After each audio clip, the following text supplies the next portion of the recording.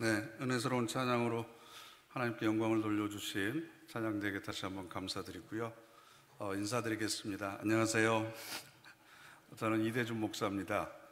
여러분들에게 그리스도의 평화가 넘치시기를 간절히 바랍니다. 옆에 있는 분들에게 이렇게 인사 한번 하시죠. 생애 최고의 해가 되시길 바랍니다. 네.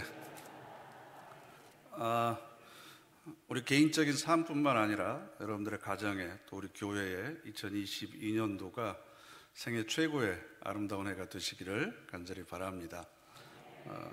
저는 24년이 벌써 되었네요. 1998년도에 목사 안수를 받았습니다.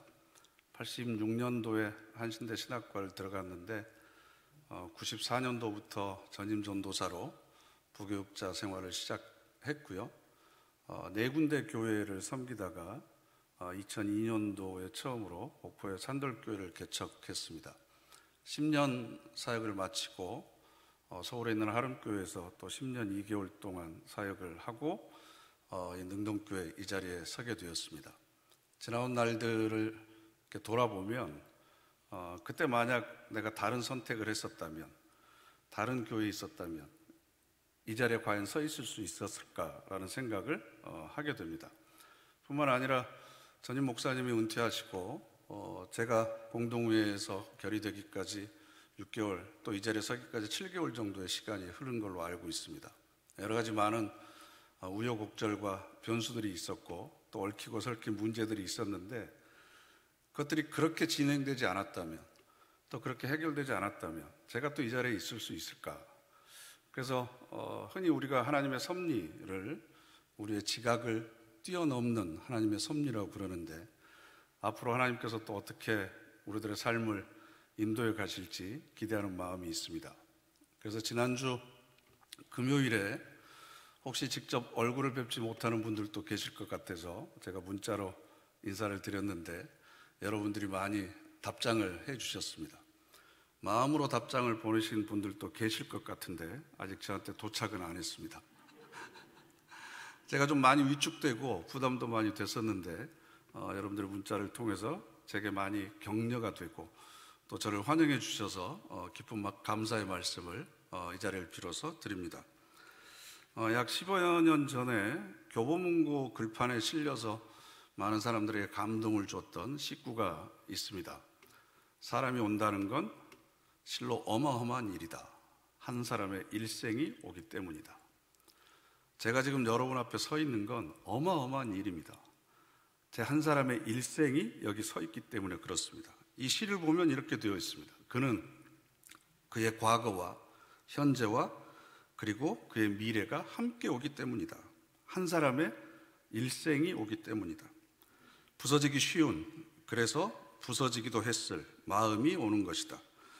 그 갈피를 아마 바람은 더듬어 볼 수 있을 마음, 내 마음이 그런 마음을 흉내낸다면 필경 환대가 될 것이다. 그러니까 한 사람이 살아온 그 시간의 무게, 삶의 무게, 그리고 견뎌오면서 버티고 이겨내고 그 과정을 통해서 성숙되고 더욱더 단단해진 그 마음을 볼 수 있다면 어떤 사람이 우리에게 다가오든지 우리는 그 사람을 기쁘게 환영할 겁니다. 바로 내 옆에 매주 보기 때문에, 흔하게 보기 때문에, 그래서 우리가 소홀하게 대하고 때로는 함부로 대하는 그 사람이 그 사람의 삶 속에 녹아져 있는 시간과 삶의 무게를 짐작한다면 우리 모두가 다 가슴과 가슴으로 맞이할 수밖에 없다는 거죠. 그래서 이 시인은 한 사람의 생명의 무게를 일생으로 이야기를 하지만 신앙적으로 보면 저와 여러분의 삶은 훨씬 더 위대합니다. 저도 자식을 키우는 부모이고 또 아버지입니다. 한 생명이 자라기까지 부모는 뼈골이 빠진다고 그러죠. 뼈에 있는 골수가 다 마를 정도로 진액을 쏟아 부어야만 자녀들이 그 사랑을 통해서 성장을 합니다. 그런데 부모인 아버지인 저도 제 힘과 능력으로 지금 이 자리에 서 있는 것이 아닙니다. 저희 부모님이 저를 그렇게 사랑해 주셨고 저를 위해서 뼈골이 빠지도록 헌신해 주셨기 때문에 제가 이 자리에 서 있는 겁니다. 그러면 저희 부모님을 한번 또 생각해 보세요. 저희 부모님에게도 또 부모님이 계셨습니다. 그 할아버지, 할머니 위에도 또 부모님이 계셨습니다. 그렇게 생각을 한다면 한 사람은 인류의 역사만큼 수십억 년 동안 내리사랑이 집약된 사랑의 결정체라고 할 수 있습니다. 나 한 사람이 받은 사랑을 조상 위로 계속해서 거슬러 올라가면 그 사랑이 쌓이고 쌓이고 쌓여서 결국 나라고 하는 한 생명이 지금 여기에 존재하고 있는 거죠. 그 사랑의 양을 어떻게 측정할 수 있겠습니까? 뿐만 아니라 부모의 사랑만으로 아이들이 자라라는 것은 아닙니다. 제가 지금 살고 있는 노원구는 1년에 한 번씩 캠페인을 하는데 표를 바꾸거든요. 작년이 이거였습니다. 한 아이를 키우기 위해서는 온 마을이 필요합니다. 한 아이를 키우기 위해서는 모든 마을, 온 사회 전체가 협력해야만 한 생명이 제대로 키워질 수 있습니다. 가을에 논의 알곡이 연글기 위해서는 해와 달과 별들, 모든 우주가 규칙적으로 운행을 해야 됩니다. 뿐만 아니라 바람과 비와 햇살과 대지의 영양분과 뿐만 아니라 농부의 헌신과 땀이 합쳐져야만 한 알의 알곡이 비로소 맺혀지는 겁니다. 이게 바로 생명의 원리입니다.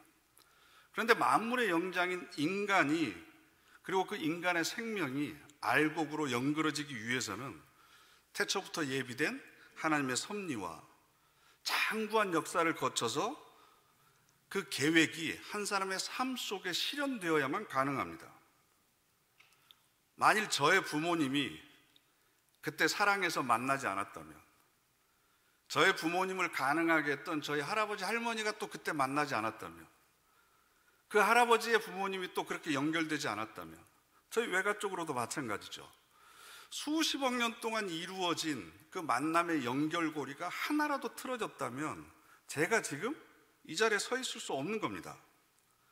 그렇기 때문에 저 한 사람의 유전자와 세포 속에는 수억 년 동안 축적된 인류의 사랑이 집약되어 있습니다. 인류 문명의 발전과 의식의 진화가 우리 모두의 살갗 하나하나에 다 새겨져 있습니다. 정정현 시인이 한 사람이 오는 것은 그 사람의 일생이 오는 것이다라고 통찰을 했지만 일생만 오는 것이 아닙니다. 태초부터 세워진 하나님의 계획과 인도하심, 그리고 그 사랑의 결정체 뿐만 아니라 전 인류와 모든 우주의 조화가 한 사람 안에 지금 담겨져 있는 겁니다. 우리의 시각을 조금 더 넓혀볼까요? 우리가 살고 있는 이 지구는 태양계에서 4번째 별에 해당이 됩니다. 이 태양계는 은하계 안에 속해 있습니다. 은하계 안에는 지구와 같은 별이 몇 개 있는 줄 아세요? 1000억 개가 있습니다. 천문학자들이 천체망원경으로 관측할 수 있는 범위의 우주 안에는 이 은하계와 같은 계가 또 1000억 개가 있습니다. 그러면 저와 여러분이 이 우주 안에 지구에서 함께 살 수 있는 확률은 1000억 곱하기 1000억 분의 1이 되는 겁니다. 수학적으로 계산하면 제로입니다. 시간적으로도 수십억 년의 역사를 가지고 있는 지구의 역사 가운데 지금 저와 여러분이 동시대에 살고 있습니다. 그리고 지금 이렇게 같은 공간 안에 함께 모여 있습니다. 우리가 살고 있는 이 대한민국만 하더라도 약 6만 개의 교회가 존재합니다. 그런데 우리는 능동교회 안에 이렇게 모여서 함께 예배 드리고 있습니다. 이렇게 모여서 예배 드리고 있는 여러분 한 사람 한 사람에게는 인류 역사를 통해서 농축되어 있는 하나님의 사랑이 모아져 있고 우주의 조화가 여러분들 땅구멍 하나하나에 스며들어 있습니다. 그리고 지금도 우주를 다스리고 계시는 그 하나님의 섭리, 측량할 수 없는 사랑, 그것이 여러분 한 사람 한 사람의 세포 속에 지금 새겨져 있습니다. 그러니까 내가 지금 이 순간에 살아서 숨을 쉬고 있다는 거, 이 공간에 있다는 거, 이게 얼마나 위대한 기적인 줄 여러분 아십니까?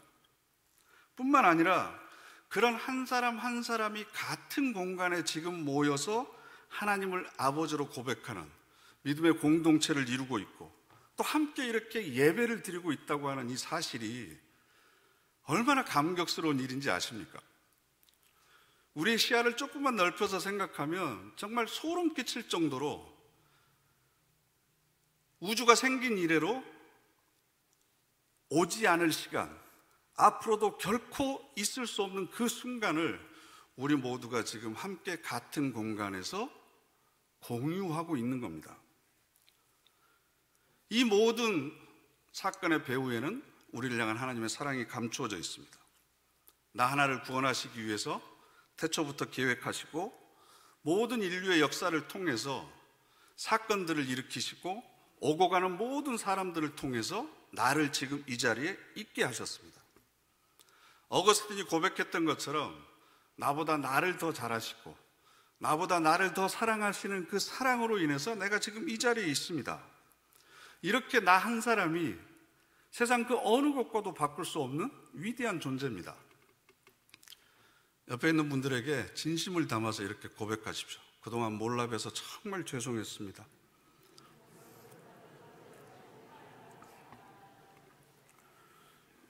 그러신 분인 줄 몰랐죠. 한 생명의 위대함이라고 하는 것이 이런 거구나. 이런 생명의 위대함에 눈을 뜨는 것, 이게 바로 기독교적인 영성의 시작이라고 할 수 있습니다. 내가 그렇게 귀한 존재입니다. 내가 그렇게 가치 있고 소중한 존재입니다. 수십억 년 동안, 오랜 시간 동안 하나님이 기억하시고 고민하시고 그래서 만들어진 작품이 바로 저와 여러분들입니다. 지금까지 인류 역사상 나와 똑같은 사람은 없었고 앞으로도 없을 겁니다. 나는 하나밖에 없는 유일한 하나님의 작품입니다. 그렇게 위대한 하나님의 작품들이 함께 모여서 믿음의 공동체를 이루고 해야 될 일이 뭐겠습니까?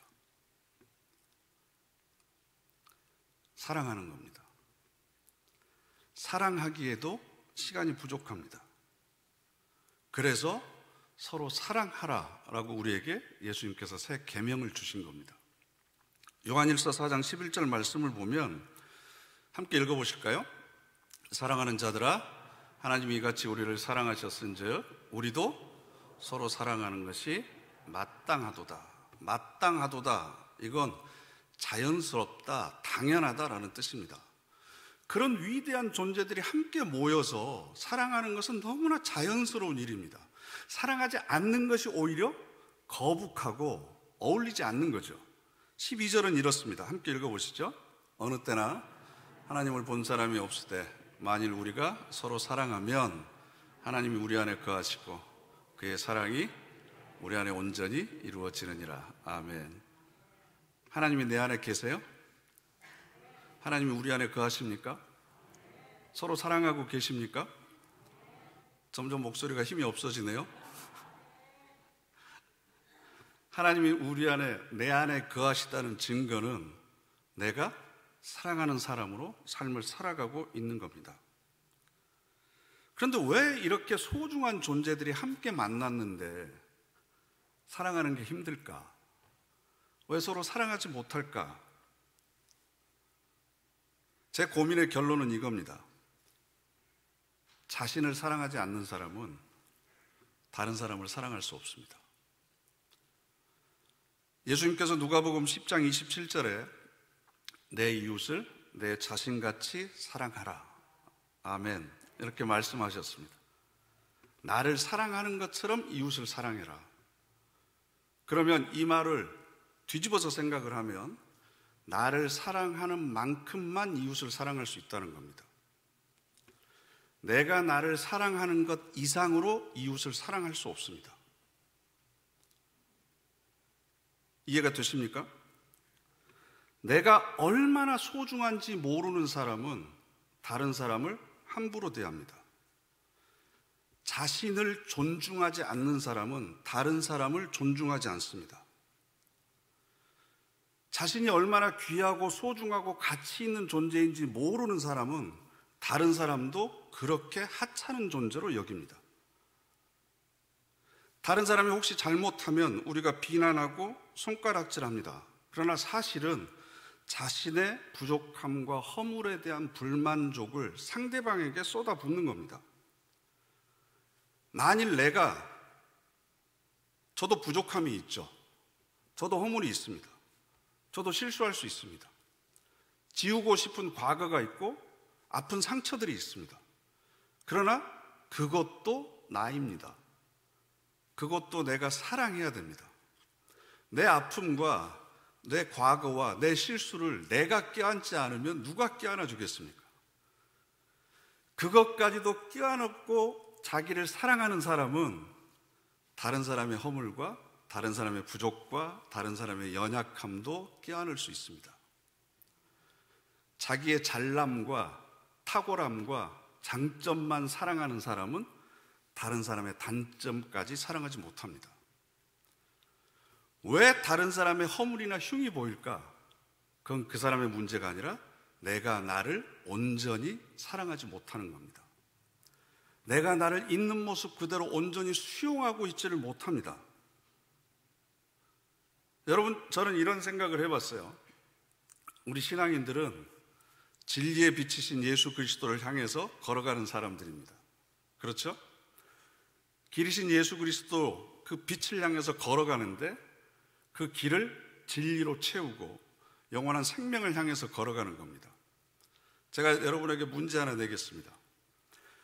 빛에 가까이 있는 물체의 그림자가 큽니까? 아니면 빛에 멀리 떨어져 있는 물체의 그림자가 큽니까? 일부 예배 때는 금방 대답이 나왔는데 빛에 가까이 있는 물체의 그림자가 크죠. 왜 저 사람은 단점과 부족함과 어리석음과 못남만이 나에게 보이는지, 왜 저 사람은 저렇게 어두운 면이 많은지, 내가 그 사람보다 뒤에 서 있기 때문입니다. 빛을 기준으로 하면 그 사람이 나보다 앞에 서 있습니다. 그래서 내 그림자는 보이지 않고 상대방의 그림자만 보이는 겁니다. 내가 그 사람보다 빛에 더 가까이 가 있다고 생각해 보세요. 그래서 돌아보면 그 사람의 그림자는 보이지 않습니다. 밝은 모습만 보입니다. 내가 잘나고 똑똑하고 경험이 많아서 그 사람의 허점과 단점이 보이는 것이 아니라, 죄송하지만 빛에서 그 사람보다 더 멀어져 있습니다. 내가 그 사람 뒤에 서 있기 때문에 그렇습니다. 그래서 남의 허물을 보면 자신을 돌아볼 줄 알아야 됩니다. 나의 어떤 부족함이 있는지를 돌아볼 줄 아는 것, 이게 바로 신앙인의 지혜라고 할 수 있습니다. 그래서 오늘 우리에게 주신 하나님의 말씀을 보면 1절과 2절과 3절에 공통적으로 반복되는 구절이 있습니다. 그게 바로 사랑이 없으면입니다. 사랑이 없으면. 그래서 제가 굉장히 많이 고민했어요. 부임 첫 예배 설교인데 제목이 부정이잖아요. 사랑합시다, 사랑이 충만할, 이렇게 해야 되는데 사랑이 없으면 이라는 부정적인 제목을 갖는 게 좀 그렇습니다. 그런데 공통적으로 계속 1절, 2절, 3절에 반복되어 있습니다. 1절에 뭐라고 되어 있습니까? 내가 사람의 방언과 천사의 말을 할지라도, 하늘의 언어를 이야기를 하고 사람을 감동시키는 설교를 아무리 잘한다고 하더라도 그 안에 사랑이 없으면, 2절 말씀을 보면 뭐라고 되어 있습니까? 내가 예언하는 능력이 있고 모든 비밀과 지식을 알고 있고 산을 옮길 만한 믿음이 있을지라도 사랑이 없으면. 3절은 내가 내게 있는 모든 것으로 구제하고 또 내 몸을 불사르게 내어줄지라도 사랑이 없으면. 결론은 뭐죠? 아무것도 아닙니다. 아무것도. 영어로 하면 I am nothing입니다. 이해하기 쉽게 세상 말로 하면 꽝입니다. 꽝. 평생 놀랄 만한 업적을 쌓고 다른 사람이 부러워할 신앙의 능력을 가지고 있고 방언을 하고 병을 고치고 아무리 위대한 일을 한다고 하더라도 그 안에 사랑이 없으면 그는 평생 꽝입니다. 아무것도 없습니다. 왜 성경이 이렇게 사랑을 강조하느냐 그러면 우리 신앙의 목적은 능력이 아니라 인격입니다. 무슨 일을 얼마나 했느냐가 중요한 게 아니라 어떤 사람으로 변화되었느냐, 즉 그리스도의 인격과 성품을 가진 사람으로 변화되는 것, 이것이 성경이 우리에게 요구하는 것입니다. 그래서 예수 그리스도의 사랑을 우리가 배워가는 겁니다. 그리스도께서 우리를 어떻게 사랑하셨습니까? 자기를 비우셨습니다. 종의 형체로 인간의 몸을 입으셨습니다. 이 땅에 내려오셨습니다. 낮아지셨습니다. 그리고 죽기까지 복종하셨습니다. 이해가 되는 것만 순종하는 게 아니라 이해가 되지 않아도 내 뜻과 달라도 복종하셨습니다. 그리고 자기의 생명, 피 한 방울, 살점 하나까지 우리를 위해서 내어놓으셨습니다. 그것도 기쁨으로. 이게 우리가 배워야 될 그리스도의 사랑입니다. 바울도 삼층천까지 올라갔다 온 사람이잖아요. 유대인들의 세계관은 우리하고는 좀 달랐습니다. 차원이 다른 세계를, 영적인 세계를 경험했습니다. 그런데 아무에게도 성경을 보면 그 얘기를 하지 않습니다. 왜냐하면 자칫 잘못하다가는 너 이런 경험 해봤어? 난 해봤어. 너 이거 알아? 나는 알아. 자기 교만과 과시가 될까봐. 그래서 고린도전서 10장 23절 말씀을 보면 모든 것이 가하나 모든 것이 유익한 것이 아니요 모든 것이 가하나 모든 것이 덕을 세우는 것이 아니니 누구든지 자기의 유익을 구하지 말고 남의 유익을 구하라. 여러분, 교회 안에서 모든 것이 허락되어 있습니다. 다 해도 됩니다. 그런데 기준이 있습니다. 우리 공동체에 이게 유익이 되는 것인가? 우리 공동체의 덕이 되는 것인가? 이게 지금 나의 유익을 구하고 있는 것인가? 다른 사람의 유익을 구하고 있는가? 이 기준에 스스로의 결정과 말을 비춰볼 줄 알아야 됩니다. 그래서 사도 바울은 딱 자랑한 것이 하나 있습니다. 고린도후서 11장 30절. 내가 부득불 자랑할진대 내가 약한 것을 자랑하리라. 좀 더 쉽게 얘기하면 자기가 부족한 거, 못난 거, 연약한 거, 실수한 거, 꺼내놓고 창피한 거, 이런 것들을 자랑하는 겁니다. 왜? 나 같은 사람도 하나님께서 사랑하셨습니다. 스데반을 내가 잡아 죽이는데 공모했던 사람입니다. 예수 믿는 사람들을 핍박했던 사람들입니다. 하나님에게 있어서 나는 본질상 진노의 자식이었습니다. 원수된 자였습니다. 팔싹둥이처럼 내가 그렇게 못난 사람입니다. 그럼에도 불구하고 이런 나까지 하나님께서 나를 구원해 주셨습니다.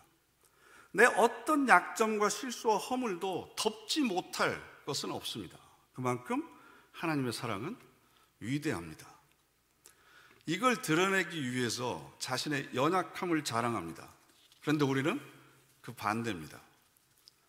자신의 잘남과 똑똑함을 드러내기 위해서 오히려 하나님의 영광을 가리는 것이 너무나 많습니다. 예수님께서는 우리를 판단하고 정죄하고 비난하고 심판하는 것을 통해서 우리를 구원하지 않으셨습니다. 자기의 삶을 내어놓으셨습니다. 그리고 그것을 통해서 진리와 생명이 전파되는 겁니다. 우리가 신앙생활을 하면서 가장 하기 쉬운 실수 가운데 하나가 뭔 줄 아세요? 그건 바로 옳고 그름을 분별하는 것이 최선이라고 생각하는 겁니다. 옳고 그름을 따지고 분별하는 것이 교회의 덕이 안 될 때가 많습니다. 서로의 유익이 안 될 때가 많습니다. 여러분 생각을 해보세요. 여러분 스스로 자라왔던 과정을 생각해 보십시오. 옳은지 그른지 깨닫는데도 시간이 굉장히 오래 걸리죠. 깨달았다고 하더라도 그것을 내 것으로 만드는데도 시간이 오래 걸립니다.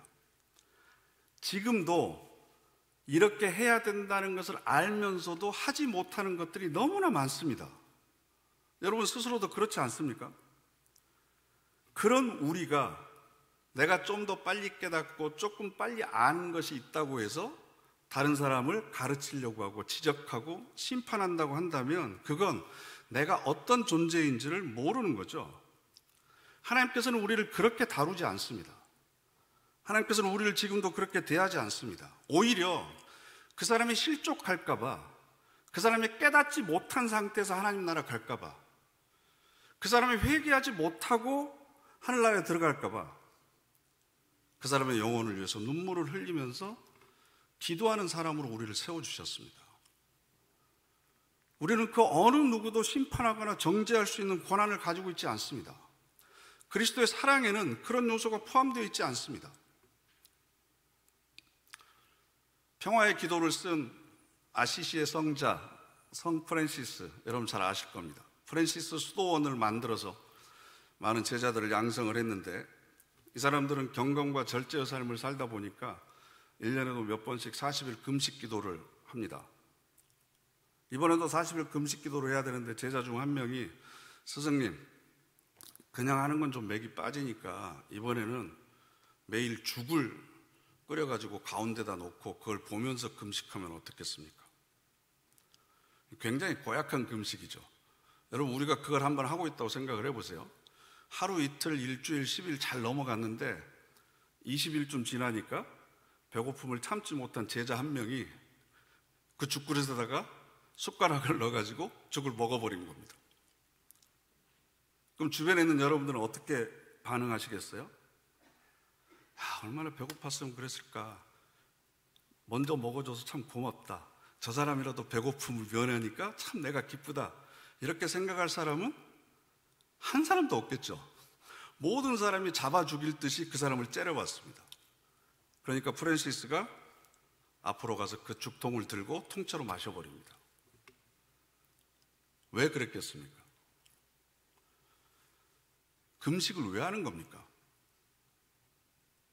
자기의 욕망을 비우고 그리스도의 거룩한 것으로 내 영혼을 채우기 위해서 하는 거죠.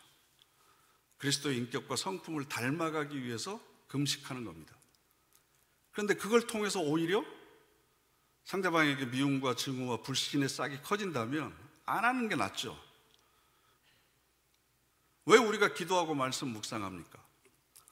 여러분들은 왜 그렇게 물질을 들여서 헌신하고 왜 시간과 건강을 들여서 교회를 섬기고 봉사하십니까? 그리스도의 인격과 성품을 닮아가자고 하는 겁니다. 사랑을 연습하기 위해서 하는 겁니다. 왜 그런 과정을 통해서 서로의 미움의 씨앗만 키워갑니까? 그건 내가 얼마나 위대한 존재인지를 모르기 때문에 그렇습니다. 이런 나를 하나님이 사랑하십니다. 내 부족함과 단점과 허물에도 불구하고 하나님이 나를 사랑하세요. 하나님이 나를 사랑하시는데 왜 내가 나를 사랑하지 않습니까? 옆에 있는 사람도 마찬가지예요.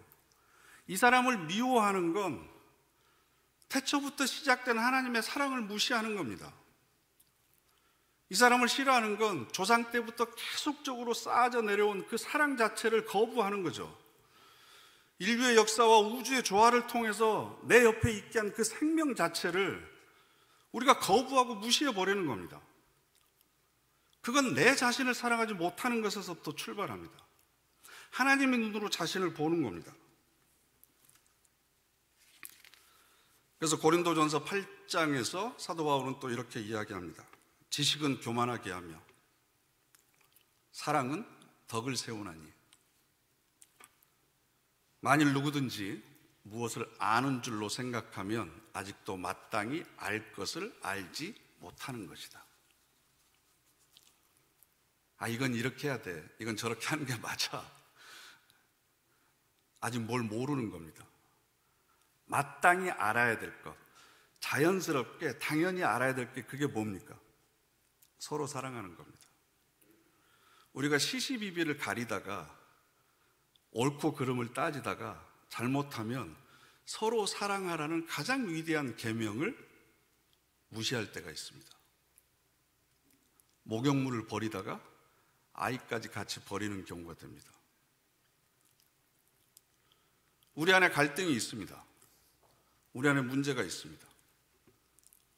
서로 사랑하는 것을 연습할 수 있는 절호의 기회입니다. 거기에 보기 싫은 사람, 안 봤으면 좋겠다는 사람 있으시죠? 그 사람이 바로 여러분에게 그리스도의 사랑을 가르쳐주는 하나님이 보내주신 스승입니다. 그 사람을 수용하고 받아들이는 건 나의 부족함과 나의 허물을 먼저 받아들이고 용서하는 것에서부터 시작됩니다. 그리스도의 사랑이 그렇게 우리들의 영혼과 내면을 치유하실 겁니다.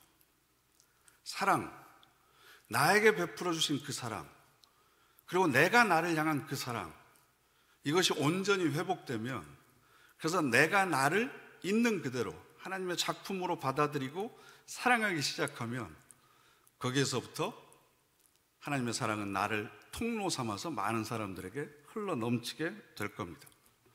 나중에 하나님 앞에 섰을 때 무슨 업적을 가지고 우리가 하나님 앞에 자랑하겠습니까? 그리스도의 성품으로 변화된 우리의 영혼을 가지고 하나님 앞에 서는 겁니다.